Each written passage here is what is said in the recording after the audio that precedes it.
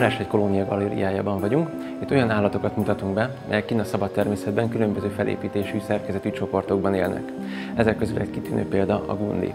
Ő Észak-Afrikában él, eredeti élőhelye sziklásköves hegyoldalak, laza szerkezetű, de nagyobb, akár 50-60 fős csoportokban élnek. Nagyon ritka állatok. A eltűnésüket főként az élőhelyek felszámolása, illetve a vadászat okozta. Ezért az Európai Állatkertek Szövetsége egy nagyon komoly fajvédelmi programot vezet ezekről az állatokról.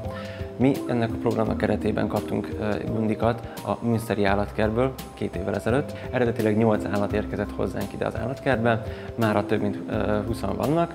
Nagyon jól érzik magukat, szerencsére folyamatosan szaporodnak, jelenleg is 4 fiatal gundit lehet megfigyelni itt a Varázshegyben.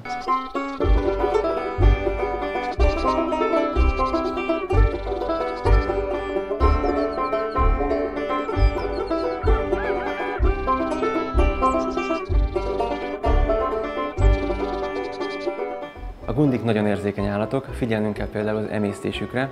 Fontos, hogy nem ehetnek gyümölcscukrot, ugyanis nagyon hajlamosak a cukorbetegségre. Az összes példány mikrochippel rendelkezik, ez alapján folyamatosan, ha szükség van rá, be tudjuk azonosítani őket. Nagyon vékony, nagyon könnyű szerkezetű bundával rendelkeznek, és ez szigeteli őt. Ezt folyamatosan rendben kell tartani, folyamatosan vigyázni kell rá, valójában fésüli a szőrét, ezért is hívják őket fésűs patkányféléknek.